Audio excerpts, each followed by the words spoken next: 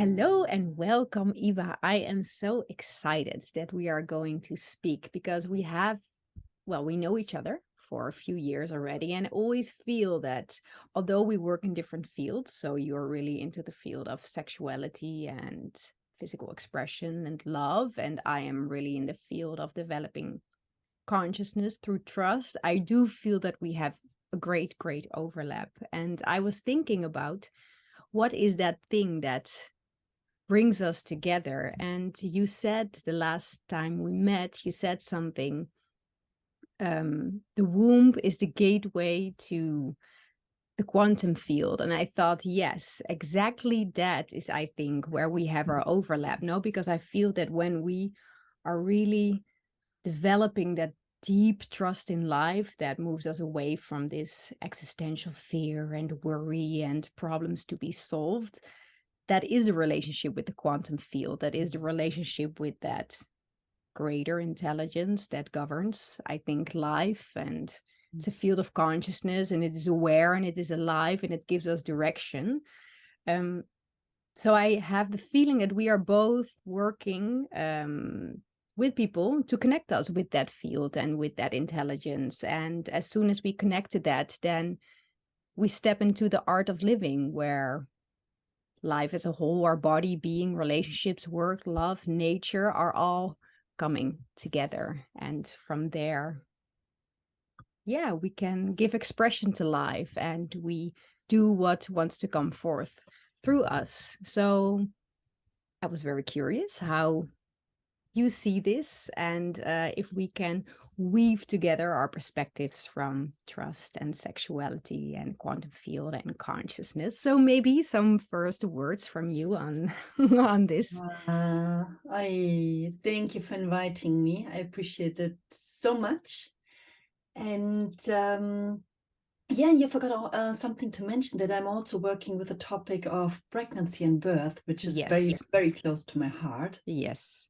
And I think, both themes, like giving birth and sexuality, there is a lot of trust needed into ourselves, into the other, into the outer world, in order to fully let go. Yes. Yeah. Yes. So you really, to give people an idea, you you guide in sexuality, in sexual connection, in sexual expression, both male and female, and you help women to give birth. Would that be a good description of your work?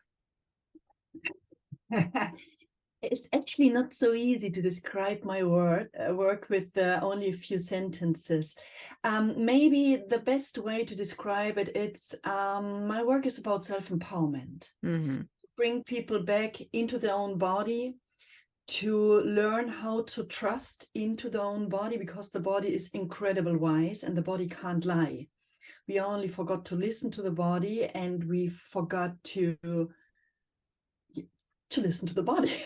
Mm-hmm. Mm-hmm. And the body is constantly talking to us. And I mean, we can see how people are giving birth, how people are living their sexuality. There's so much trouble happening. There's so much trauma happening over and over and over again. And I think it's mostly happening because people lost totally connection to themselves. And this is where my work is coming in, that I support people to come back into their own body. And I mean, those bodies, they are kind of machines. They have superpowers. And just remember, we have our breasts, we have our womb, we have our yoni. There's so much wisdom in it, and we totally disconnected from it. Man, the penis is a love organ, and it's made to penetrate love. And we totally forgot about it. And and I would say this is coming back into the body, coming back into their own, reclaiming the power which we gave away long time ago to an outer world. And in the moment we give away our power, with thoughts like, what are they thinking about me? Can I do this? In this moment we start to make ourselves very small. Give power to other people. If they think about me like this, then maybe I will not be loved anymore. Mm-hmm. So in order to that, I don't live my truth, I don't live my fullest potential. And yeah, I live with shame, I live with fear and all those kind of things. And this is where I work with.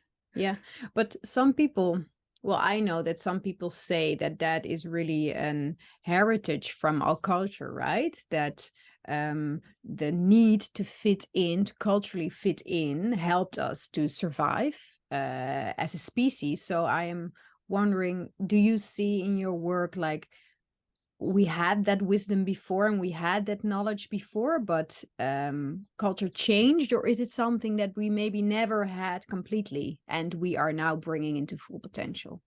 Oh no, I think we fully had it, we completely had it. And deep inside us, it's still there. We just forgot it. Yes. We just have to reconnect with it, but it's there. And I can see it when I work with pregnant women. Down deep inside, they have the wisdom inside themselves. We just have to reawaken it. In German, I always say wachküssen.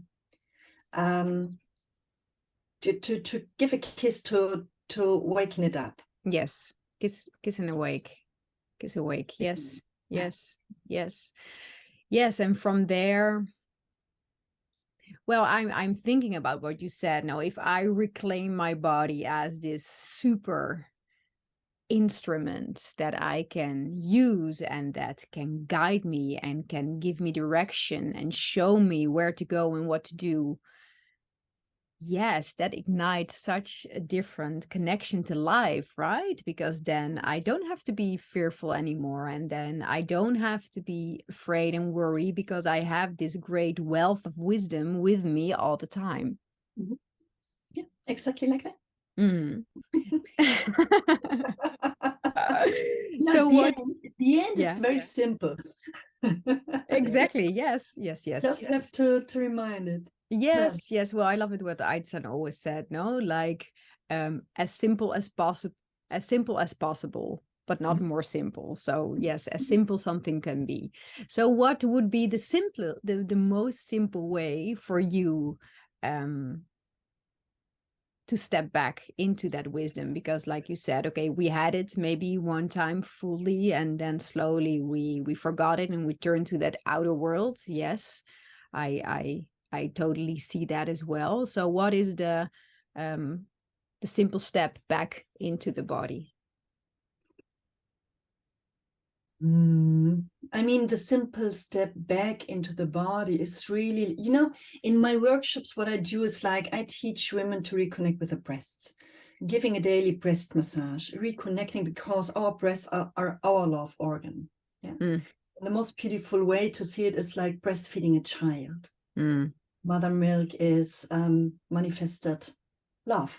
And if we start to reconnect with our breasts, massaging them, and if we do it for a while, we can feel that the energy will change. It's like a beautiful, soft tingling, a flowing, a vibration which starts to occur, and also to reconnect with the genitals. So many women never touched their own genitals or never watched to the genitals in a loving way or at all. And also reconnecting with the pelvic floor. It's such a beautiful muscle, which is so important for our body. So important to make love, so important for our daily life, so important to give birth to a baby, to reconnect with our womb, which is our powerhouse, and we can get the most amazing orgasms through the cervix. And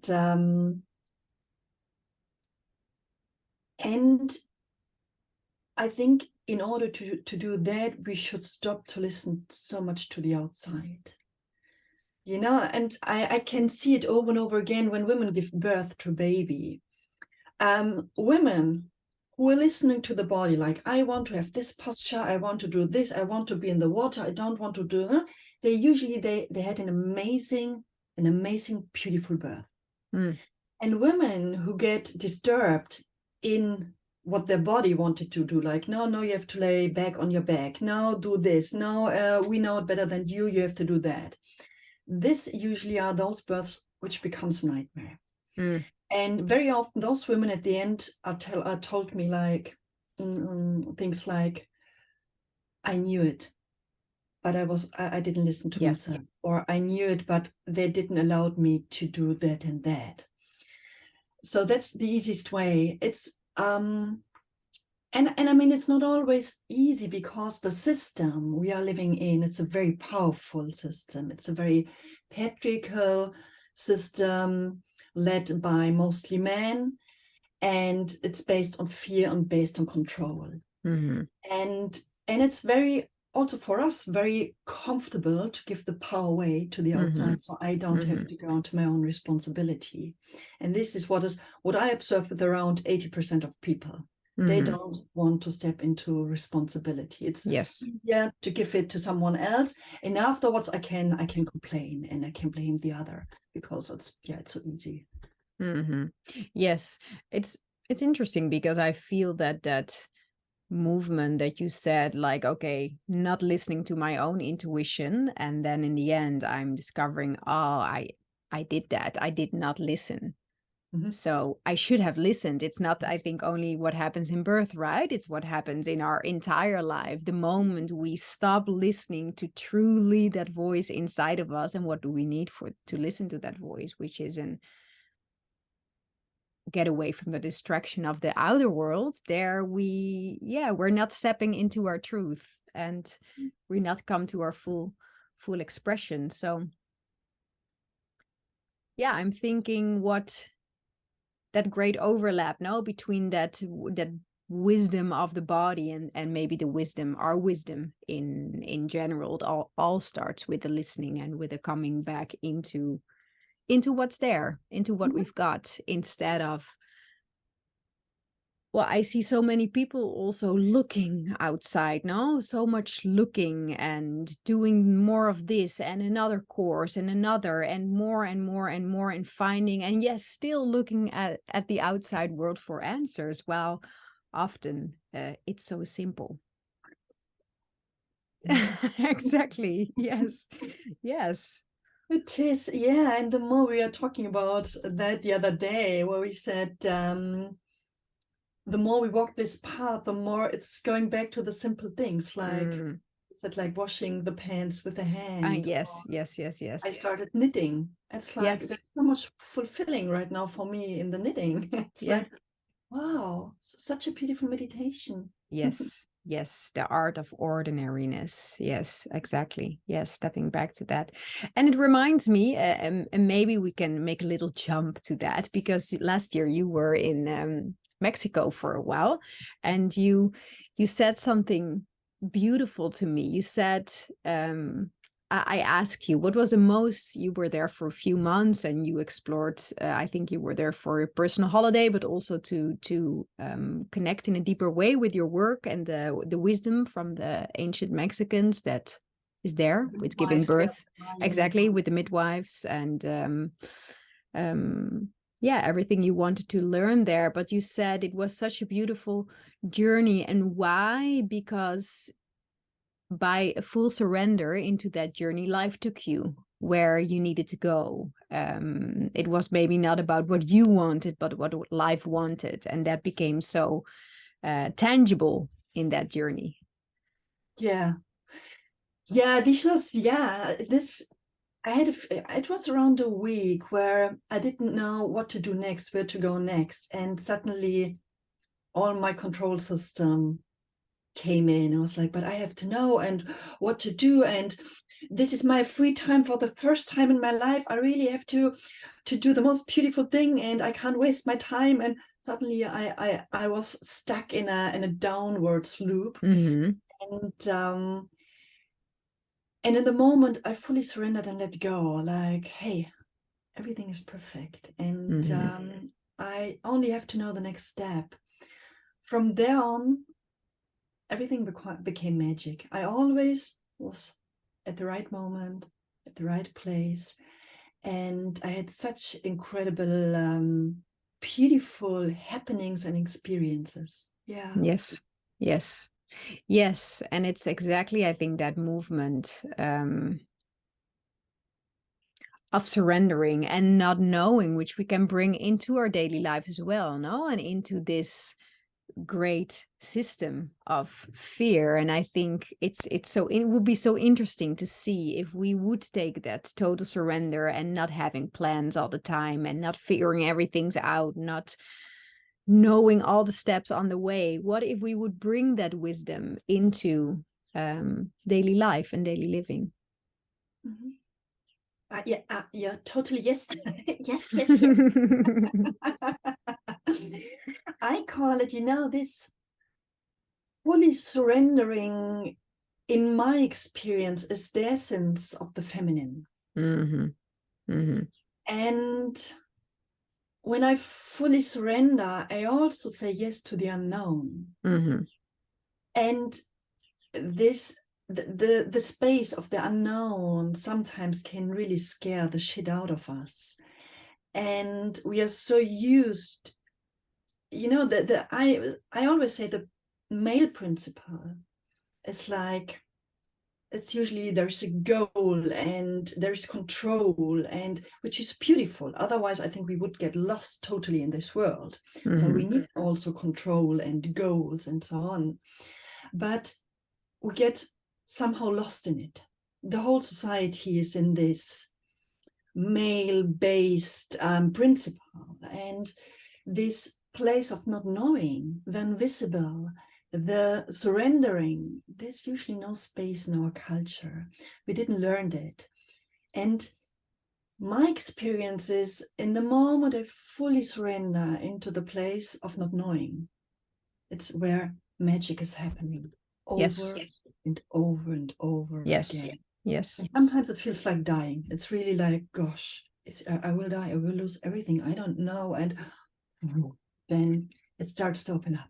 It is a dying. I think it is letting go of that existential fear, no? Because if we go all the way back to, oh, what is that fear? Then in the end, it is a fear to die. Literally, it's a fear of not making it, of not having enough to survive here on this planet, and then meeting the great beyond, where which terrifies us equally.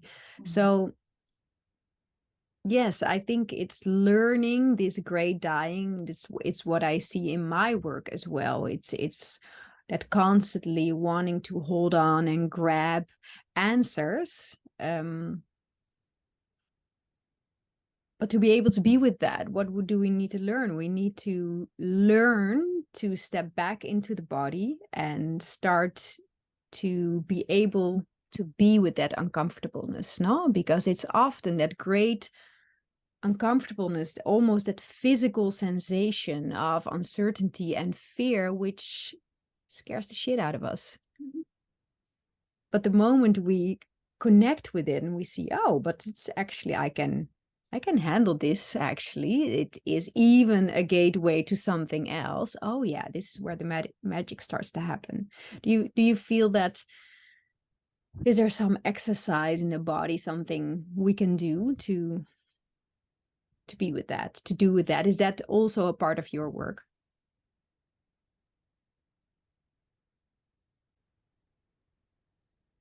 Yes.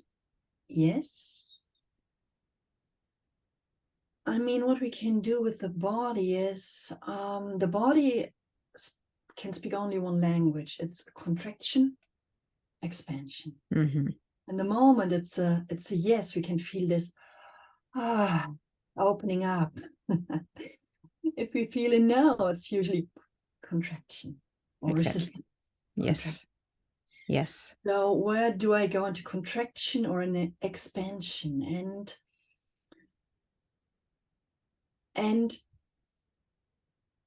this is very often I do those little exercises, when I go shopping, when I'm not sure, like, do I want to go there? Do I want to do this job? Do I want to meet this person?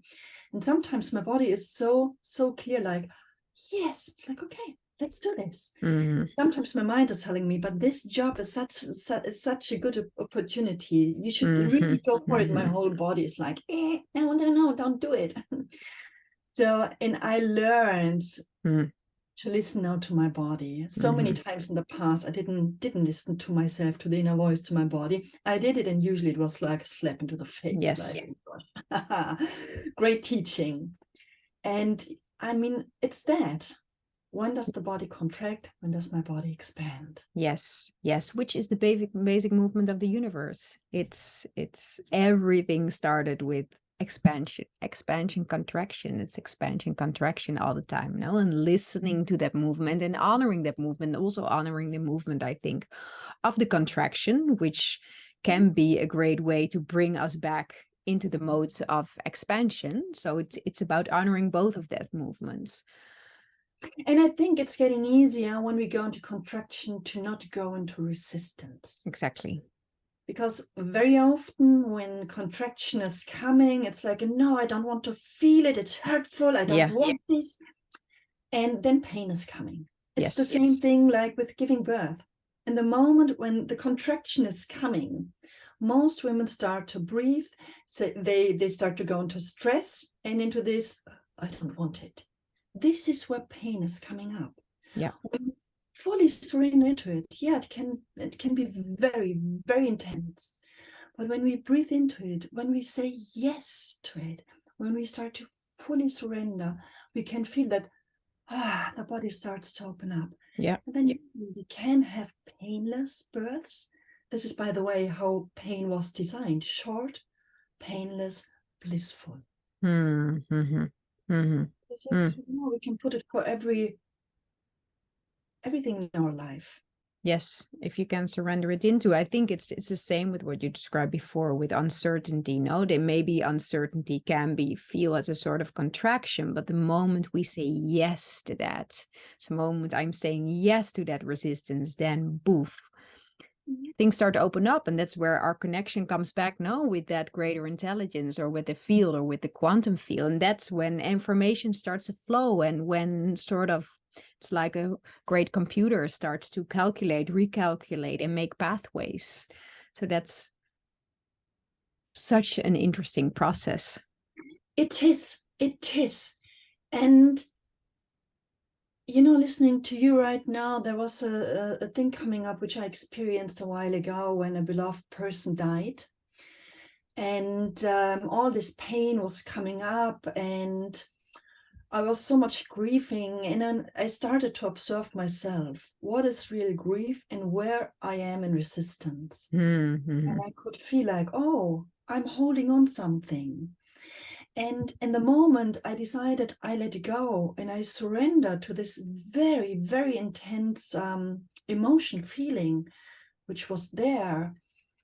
A space started to open up, and it was amazingly intense and still painful.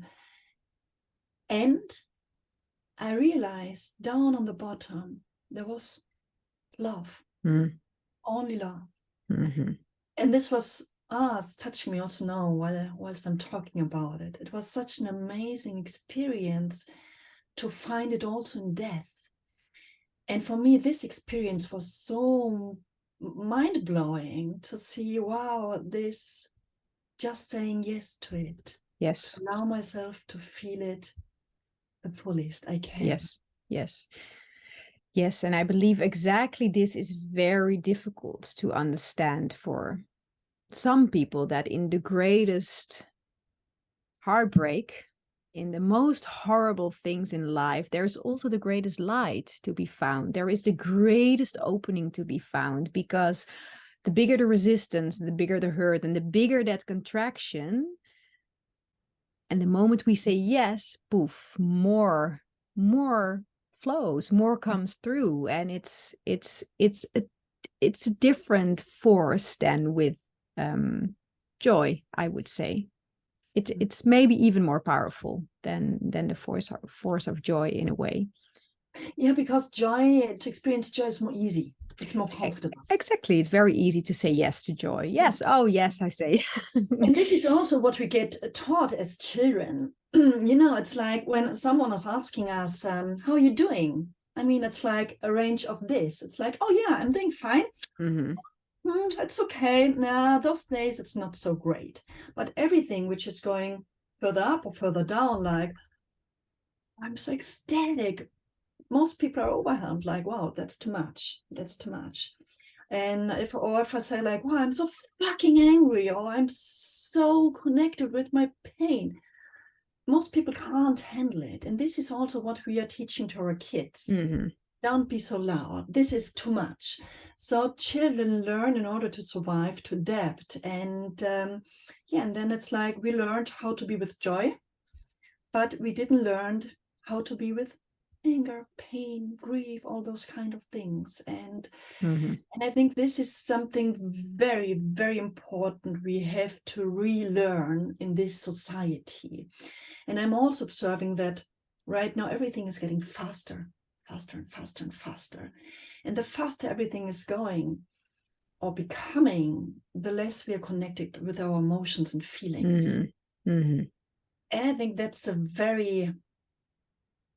it's a bit of dangerous for us, because we are losing the connection to ourselves. Yes. And the ability to the other, to connect with the other. Yes, because also that voice, that deeper voice in us, or that voice of the heart, or that information, that deeper information that wants to come through, that is not loud. It's a subtle voice, and it's a whispering, and it's something soft that is not on the foreground screaming and yelling like, hey, that is often the ego, or the outer world, or the fear. But I think the more we speed up and the more we do and go fast, it becomes, yes, more difficult to listen to that true voice. Yeah. And this is why it's so important to learn again to slow down, to do nothing, and to be in silence. Because when we are in silence, we start to listen, or we are able to listen to that voice, which you were mentioning right now. Yes. So it all starts with listening. Is this, we didn't mention your book yet. So your book, Deepening into Love, is what the book is about as well, stepping into your core through love.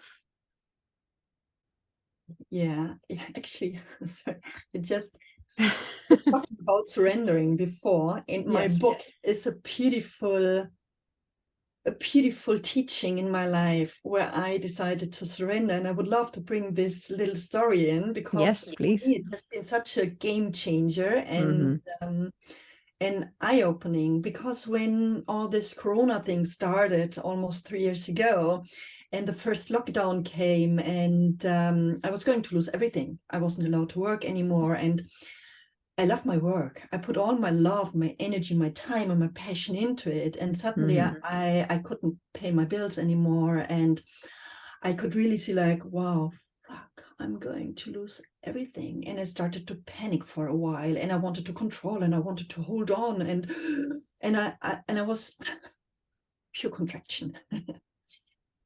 And after a while, I realized it doesn't make sense.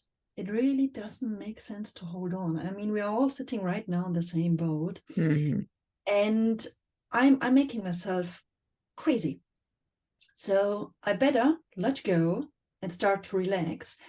And if life wants that I go to work on a farm to pick strawberries or whatever, then this is what I have to experience. And I thought, okay, then maybe this will be my future.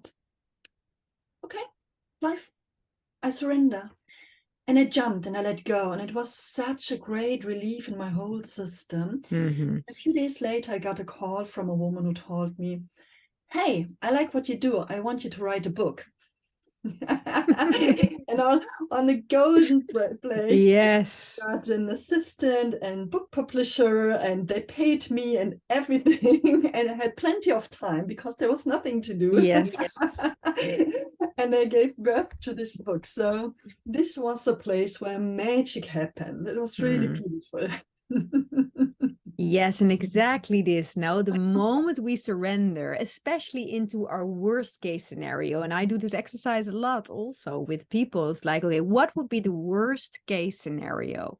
This will be the worst case scenario. Okay, and then if that happens, and then you start to feel into that, like, okay, I could live that worst case scenario, and then, oh yeah, then there is that letting go. Then there is that surrender. And then, yes, things can flow again, because there cannot Yeah, be flow in contraction, right? There is no flow in it's contraction. impossible. Exactly.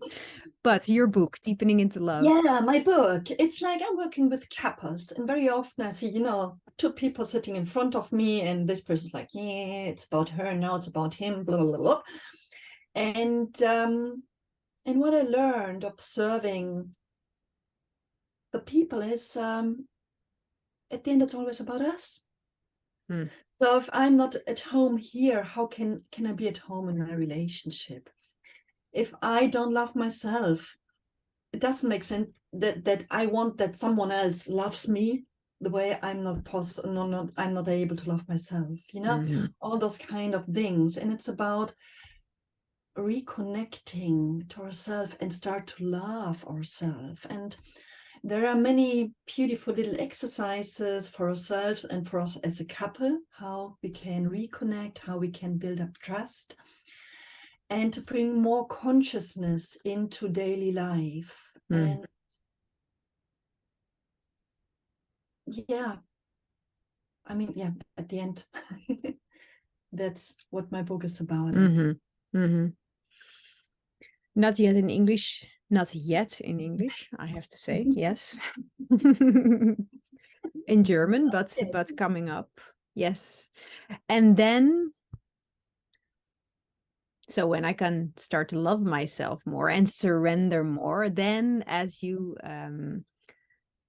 in our last conversation said so beautifully, then the wind sets in your sails.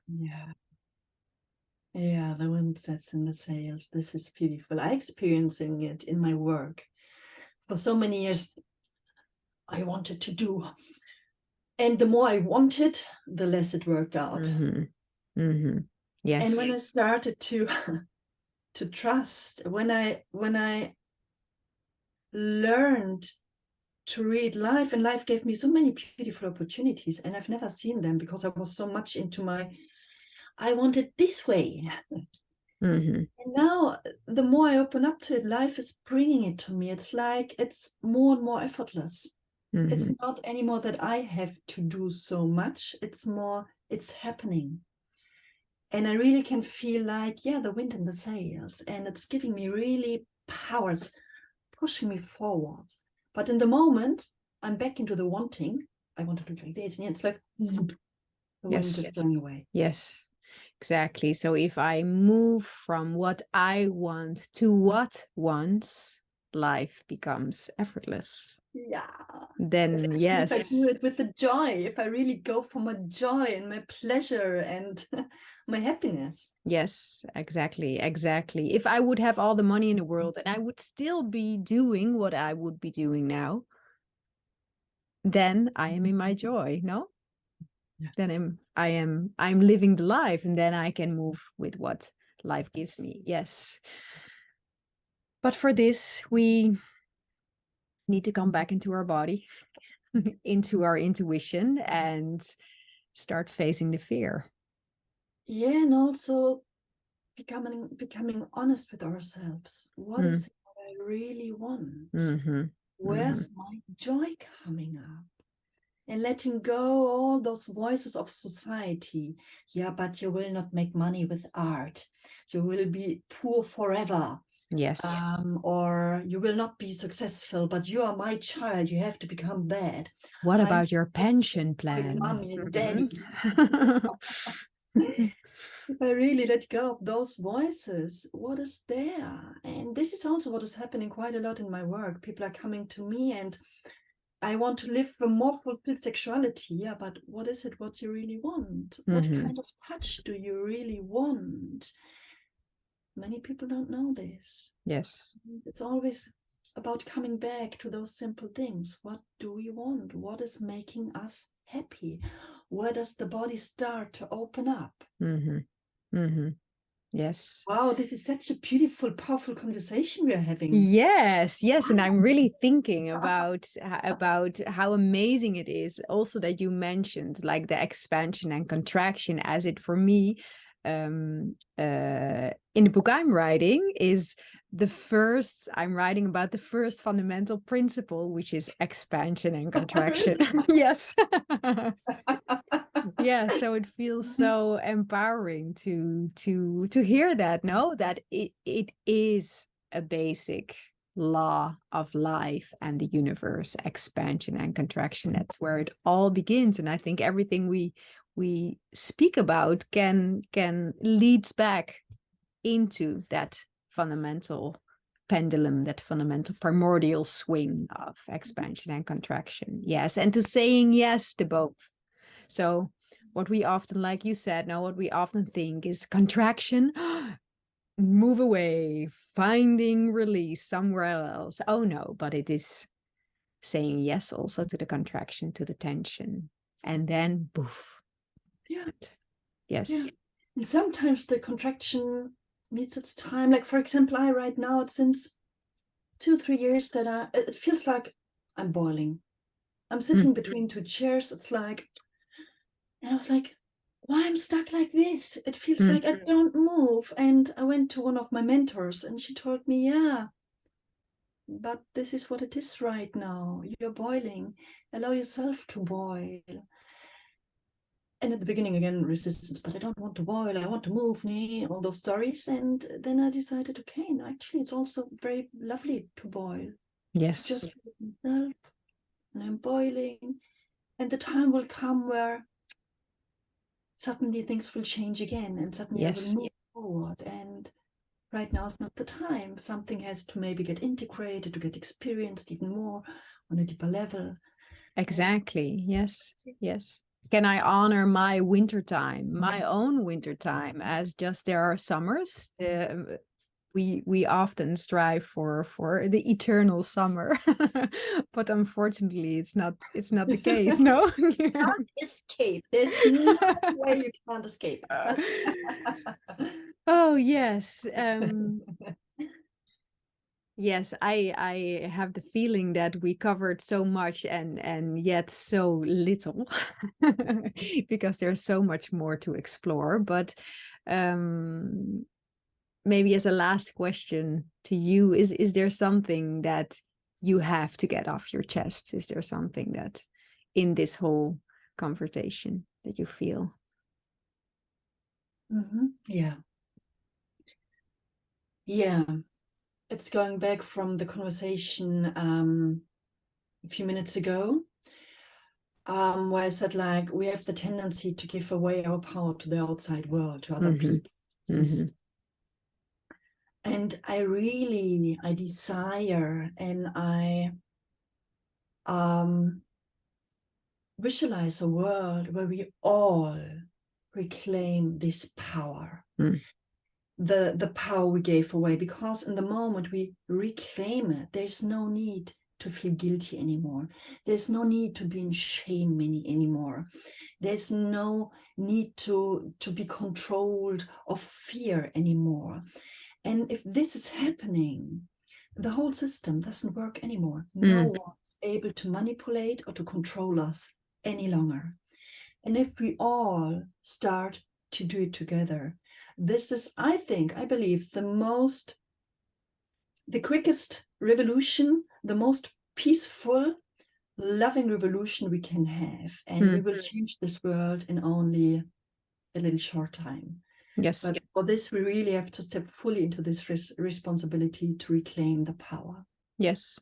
Yes. And as I hear you say it, then I have again to think about what we were discussing. Okay, to step into that power, I need to figure out for myself what would be my worst case scenario. Because if I can face my worst case scenario, the thing I'm most afraid of, and I'm not afraid of that anymore, then yes, I can truly start to reclaim my power. No, then I can step back into what I truly want, because then it doesn't matter what happens anymore, because I am willing to face whatever happens. And also the same thing is, what do I really want? Because many people are totally afraid what they want. And also that's the same thing. Like, if I want to be big, if I want to be on stage or whatever, yes, face it. And maybe we'll die a few times and grow at the same time. Yes, yes. Our willingness to die. Yes. Our willingness to die. Oh, yeah. Thank you so much. I don't know if that's very uplifting to end with, our willingness to die, but I think to a certain extent it is, no? It is. How would you describe it? Because very often when I talk about it, people are looking at me like, hey, what is she talking about? So the willingness to die.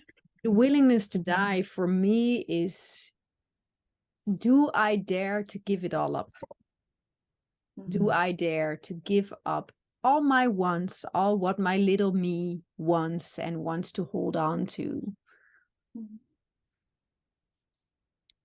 Yes, do I dare to surrender to my greatest fear that might actually happen? And if that happens, because I have also been through a few of my greatest fears happening in life, and then in that moment of contraction, yes, do I then dare to say yes to that? So I think it's, for me, the willingness to die is, it is the full yes. It is saying yes to life in all its form, in everything. Yes, and then also to surrender to the change of form. So, for example, with meeting somebody else's death or coming close to that, is also saying yes to that transformation of form. So it's an existential yes. Yeah. Yeah. Yeah, and it can really feel like jumping down from a cliff. Yes. It feels like jumping and flying, and but if you jump with this yes, suddenly we start to fly. Yes, exactly. And it's so interesting for me, because I feel we are so afraid often, no, to do that, to give that existential yes, to face those fears, while on the other hand we are looking for it in life. You know, we go bungee jumping and paragliding and traveling and gambling. You know, we're doing so many crazy things, but then this, saying yes to this, is something we're terrified of. Yeah, that's true. Yeah.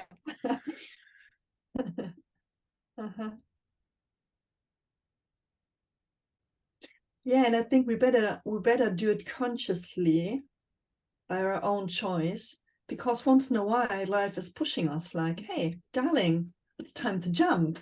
So if you don't want to jump by yourself, I will help you. Yeah, It usually exactly. becomes painful, so we better jump by ourselves.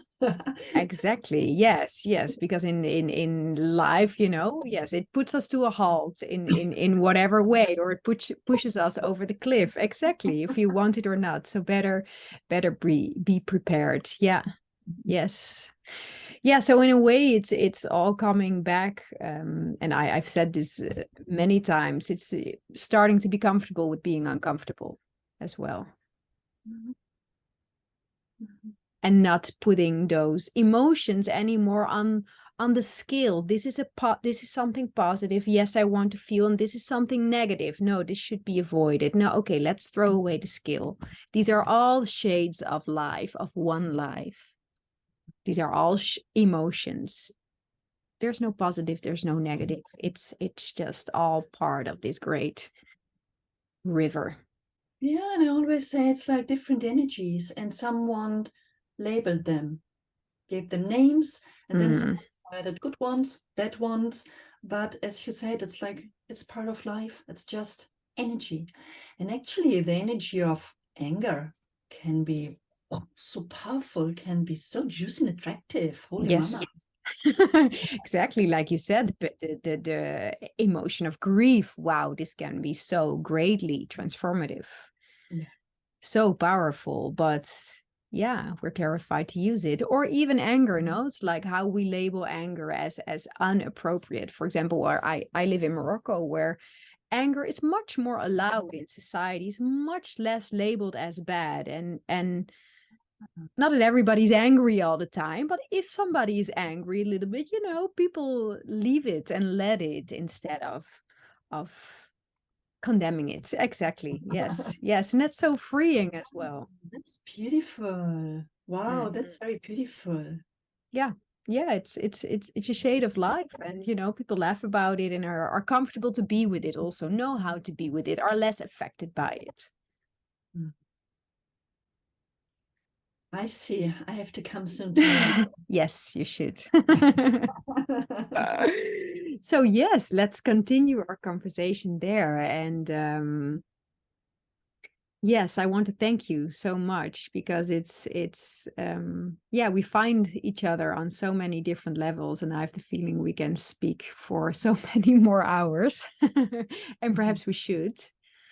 Yeah, so I want to thank you for your time. Thank you for inviting me. And I also want to thank you for your amazing work you're doing, because I think it's so important that we reconnect with trust. Yes, yes. And we are all, I think, through that, no, your work and my work and so many others, we are weaving that new web. Um, yes, that new world, that new society where we can fully express and come into the core of who we are and reclaim our power, like you say so beautifully. Mm. Hmm. Thank you, Eva. Thank you, beauty. You.